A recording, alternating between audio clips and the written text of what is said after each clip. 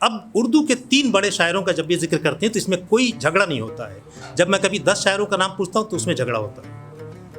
بڑے بڑے عالموں سے پوچھتا ہوں کہ اردو کے 10 بڑے شاعروں کا جب سے اردو شاعری شروع ہوئی اور آج تک 10 بڑے شاعروں کا نام بتائیے, تو اس میں اختلافات پائے جاتے ہیں, لیکن 3 میں اختلاف نہیں ہوتا ہے.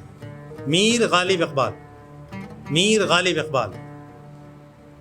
19ویں صدی کا شاعر میر سب سے بڑا, 20ویں صدی کا غالب سب سے بڑا, 18ویں صدی کا, 19ویں صدی کا غالب اور 20ویں صدی کا اقبال.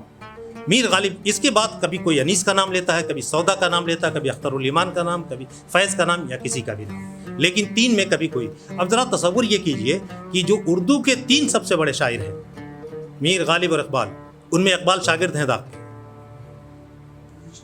داغ کی عظمت کے لیے یہی کافی ہے کہ پوری اردو شاعری کی تاریخ میں جو 3 سب سے بڑے شاعر ہیں, ان میں سے ایک داغ کا شاگرد ہے اور باقاعدہ شاگرد ہے.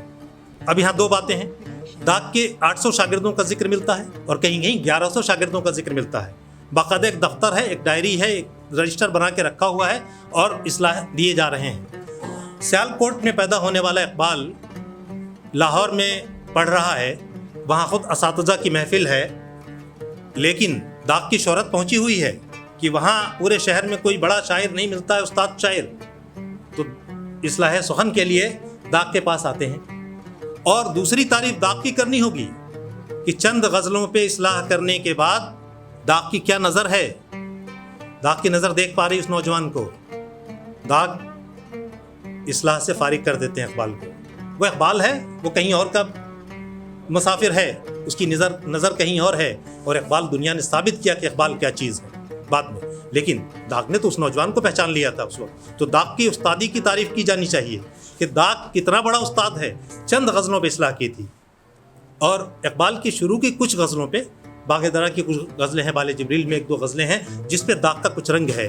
نعت ہمیں اس میں تکرار کیا تھی, مگر وعدہ کرتے ہوئے آر کیا تھی, بھری بزم میں اپنے عاشق کو تاڑا, تیری آنکھ مستی میں ہوشیار کیا تھی. تامل تو تھا ان کو آنے میں قاصد, مگر یہ بتا طرز انکار کیا تھی. یہ داغ کا رنگ ہے جو اقبال, لیکن اقبال کے یہاں بہت تھوڑا سا رنگ ملا, باقی اقبال ہیں اپنی غزلوں کی وجہ سے.